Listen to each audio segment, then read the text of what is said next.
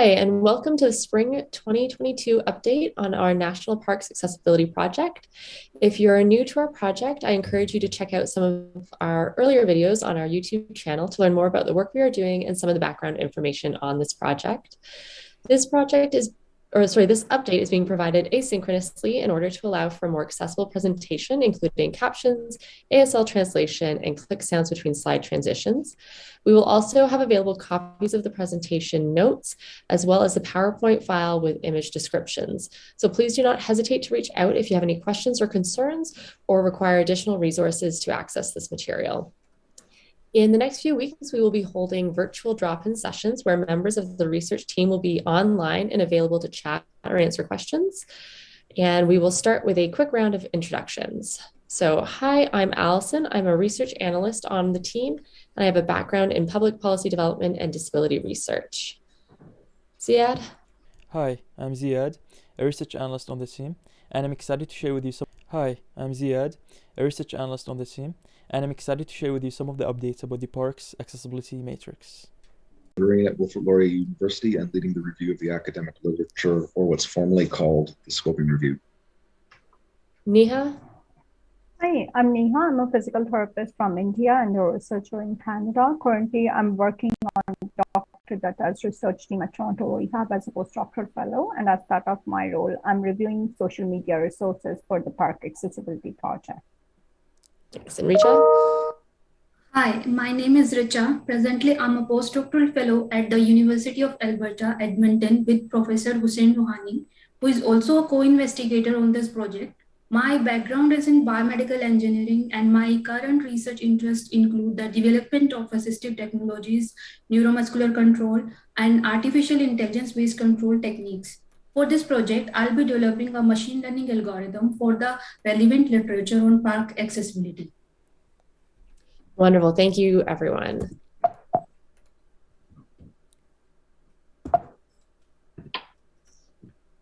For our agenda today, I'll do a quick overview of the project, and then the individual team members will provide updates on the different sub-projects.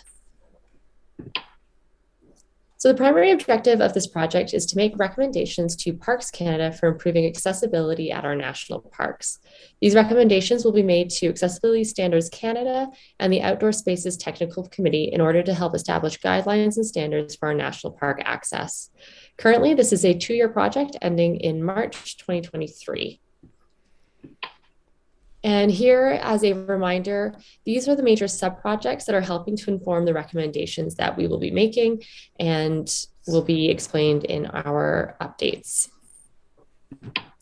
So now I will speak about the survey and interview data collection. Thank you to everyone who has completed the survey so far. Survey data collection is still underway, but so far we have received 558 survey responses with a fairly even split between people with disabilities and caregivers. So here are some of the preliminary results from the individuals with disabilities survey responses. Approximately 84% of respondents said that they use an assistive device of some kind, and a little over half, so about 54% of respondents reported more than one disability, with the most common singular disabilities being mobility, pain-related, and then sensory, including hearing and seeing. For the caregiver survey, just over half of respondents, about 56%, identified as female and 36% identified as male. The majority of respondents at 76% said that they do not have a disability themselves, and about 17% said that they did. Some of the barriers that we're seeing reported so far include lack of information or inaccurate information about accessibility at the parks, lack of accessible signage at the parks, a lack of accessible transportation to and within the parks, as well as a lack of accessible accommodation, a lack of braille signage and audio components, stairs, steps, and steep trails, and then the financial cost of accessing national parks. Some of the facilitators that people have reported so far include paved pathways with guardrails, improved signage, accessible accessible picnic tables, picnic areas and benches, Moby mats at the beaches, and then sensory related park and play areas, including tactile displays and audio components.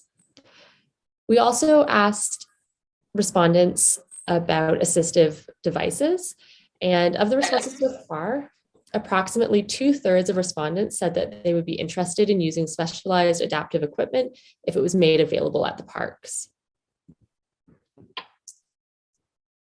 Some of the major challenges that we've faced so far with survey data collection.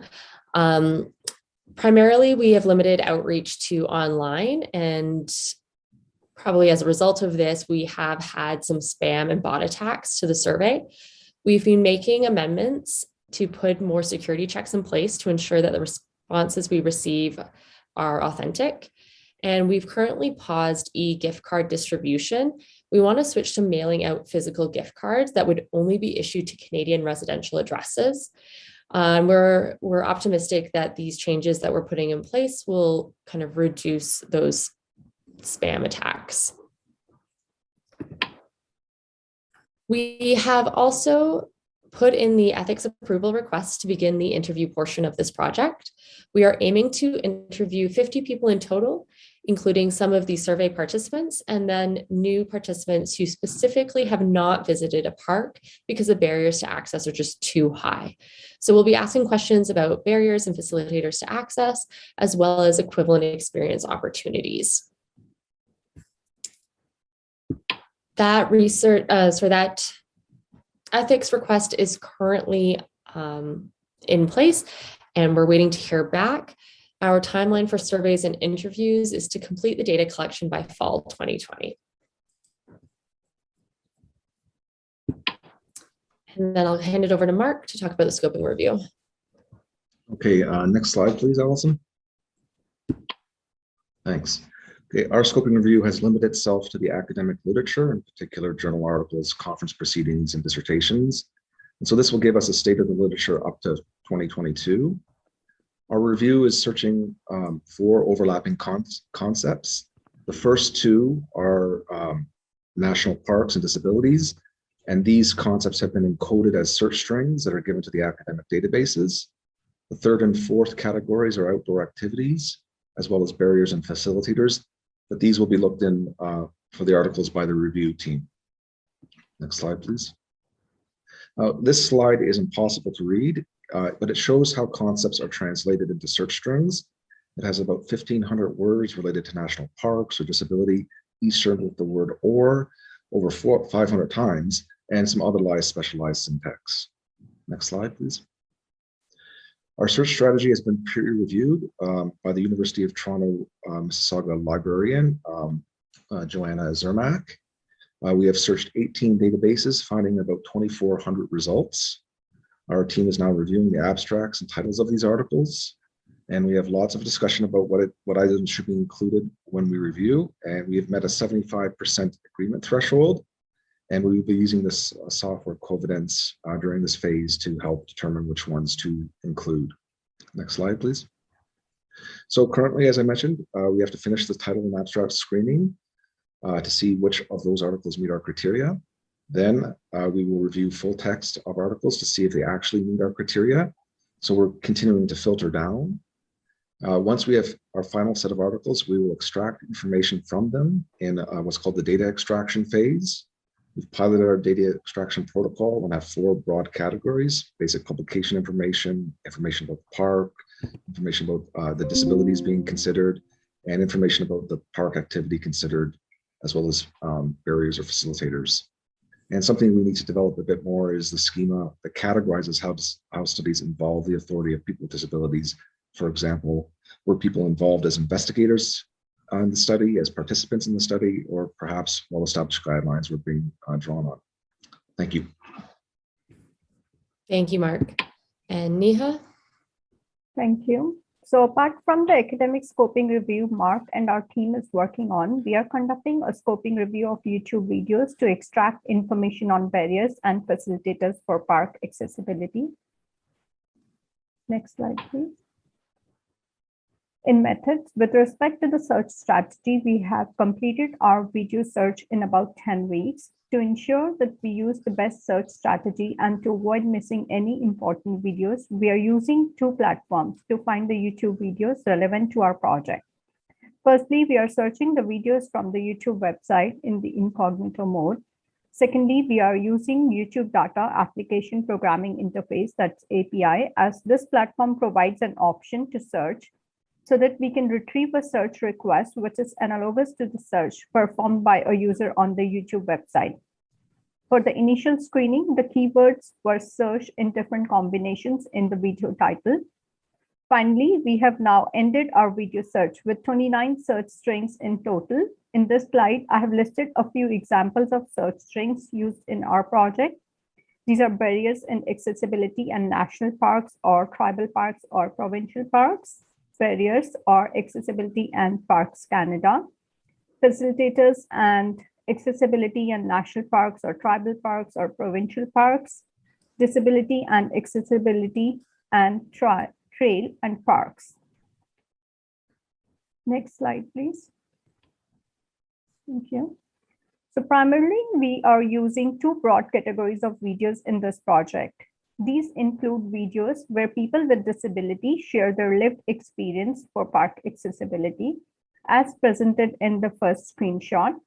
Another type of videos are related to webinars, conference proceedings, interviews, panel discussion, narration, news clip, etc., where speakers talked about their experience while working on park accessibility projects and various solutions they came across to make the parks barrier-free.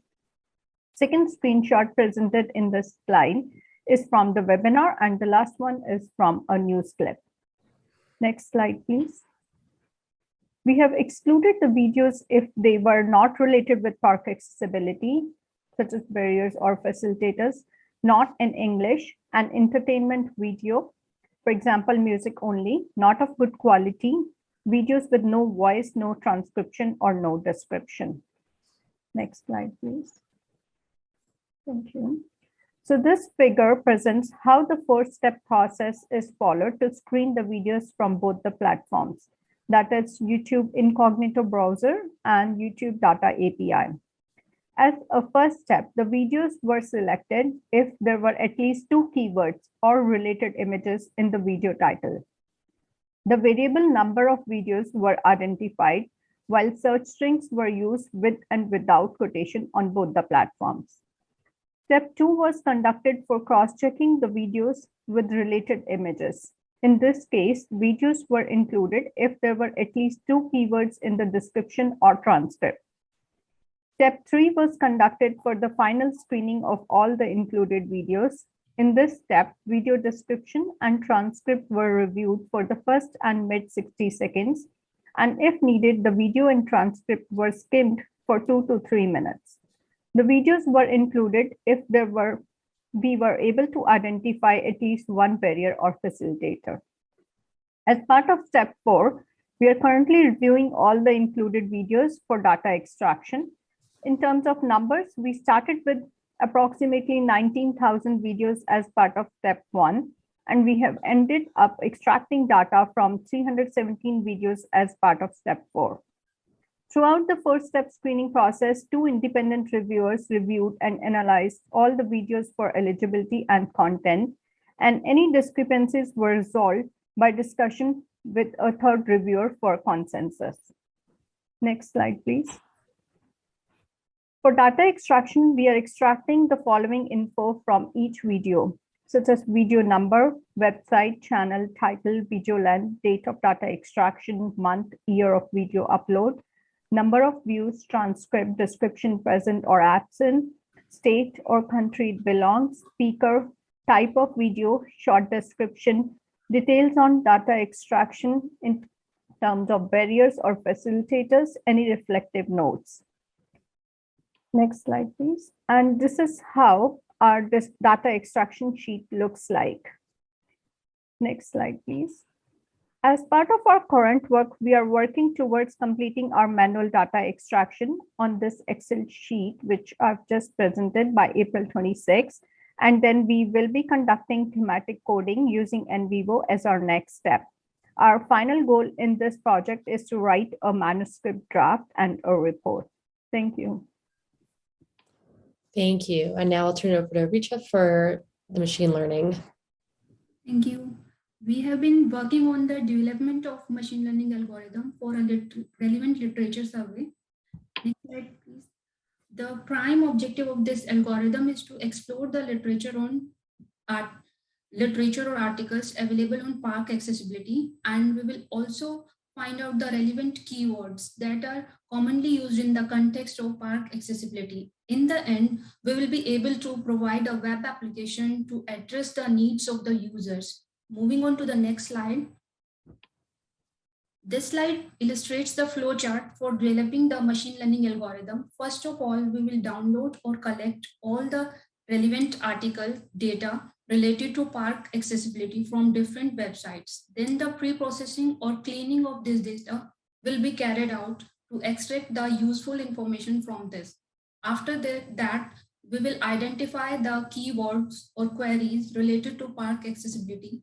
Then we will train a neural network-based machine learning algorithm to find out the desired answers or solutions. In the end, the algorithm will be able to address the user's queries related to park accessibility. All of these steps are the building blocks of this algorithm. At the final stage, this algorithm will be running in the backend, and only a web application is provided to the users on the front end, which I'll explain in the next slide. Next slide, please.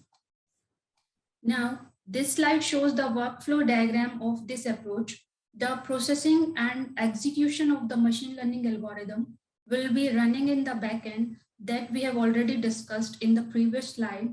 On the front end, an interactive web application will be provided to the users to address their queries on park accessibility literature. The demonstration of a web application running on a laptop is shown on the extreme right side of the slide. The user can type the keywords related to the park accessibility in the search bar, and the search engine will provide related articles as a solution to the user's queries. So that's it.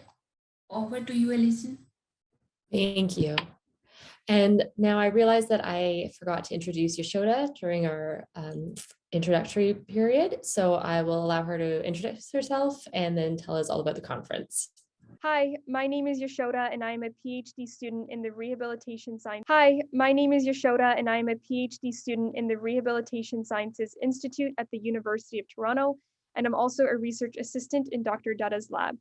I am leading the planning for a virtual conference we are hosting in August 2022 to bring together people from different communities who share an interest in improving parks accessibility. Specifically, the goal of our conference is to connect with researchers, community organizations, and people with disabilities to talk about their experience with national parks, barriers to their access, and innovative solutions to improving parks access. Next slide, please.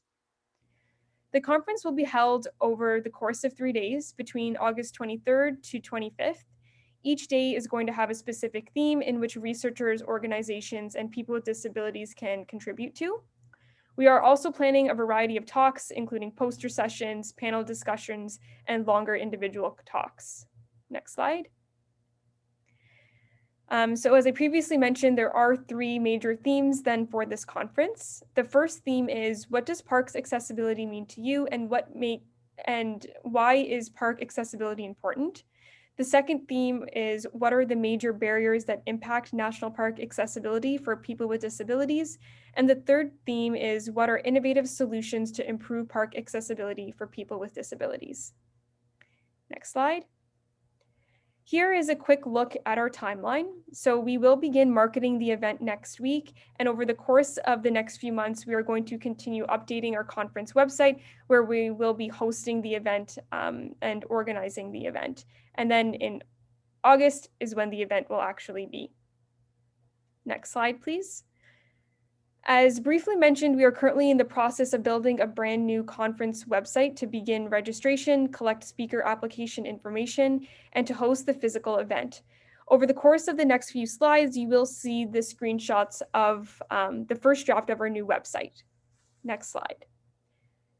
So here is a sneak peek of the first draft of the conference website. So when somebody comes to visit the landing page, they will be able to see the countdown to the event, get information on the purpose of the event, and then also be able to click and register for the event.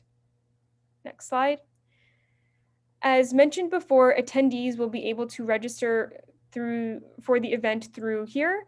Aside from their names and email addresses, we will also be collecting the mailing address of attendees to send small packages and asking attendees about any accessibility needs.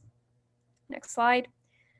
We will also be collecting speaker applications via this website. This website will be updated over the next few months to include tabs such as speaker bios and event details.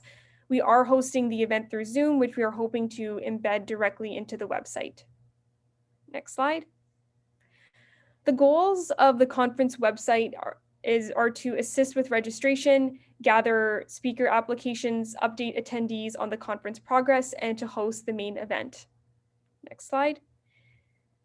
Beyond our conference-specific website, we are maintaining our original website. So here is a screenshot of what this website looks like. Essentially, this website is used to update visitors on everything that has to do with the larger parks project. If people are interested in the conference, they will also be redirected to the new conference website from here. Thank you. Include a list of impairments. The cells within the table will reveal solutions and gaps that we come across. The impairments that are listed in the matrix are mainly retrieved from the DSQ, the Disability Screening Questionnaire. It includes the following impairment categories. Physical, this includes mobility, flexibility, dexterity, and pain. Sensory, this includes seeing, hearing, and deafblind. Cognitive, this includes learning, developmental, and memory. We also have mental health, and we have communication. While this was not present in the DSQ, we have chosen to include it in our list. And finally, we have unknown and other, and this is a catch-all in case any impairment is not addressed earlier. Different activities and experiences offered by national parks were compiled together. The classification has been reviewed by 2 subject matter experts in parks. A high level of what our list of activities and experiences contains includes at-home activities, back and front country recreation infrastructure, interpretive and educational programs, on-site. Thank you, Allison. Our vision behind this matrix is that it addresses accessibility issues and solutions that we come across throughout the various components that were addressed earlier by my colleagues, such as the survey, interviews, scoping review, YouTube search, the conference, and site visits. We will take the data gathered and summarize it into one table. The table will be organized as follows. The uppermost row will include a list of activities and experiences that park goers would participate in. The leftmost column will include a list of impairments. The cells within the table will reveal solutions and gaps that we come across. The impairments that are listed in the matrix are mainly retrieved from the DSQ, the Disability Screening Questionnaire. It includes the following impairment categories. Physical, this includes mobility, flexibility, dexterity, and pain. Sensory, this includes seeing, hearing, and deafblind. Cognitive, this includes learning, developmental, and memory. We also have mental health, and we have communication. While this was not present in the DSQ, we have chosen to include it in our list. And finally, we have unknown and other, and this is a catch-all in case any impairment is not addressed earlier. Different activities and experiences offered by national parks were compiled together. The classification has been reviewed by 2 subject matter experts in parks. A high level of what our list of activities and experiences contains includes at-home activities, back and front country recreation infrastructure, interpretive and educational programs, on-site operations and maintenance, outdoor activities, user and parks communication, and parks staffing.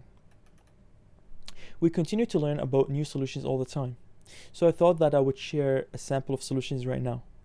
The first solution is called tactile maps. These maps aid people with visual impairments to navigate the environment using braille, objects, and textures.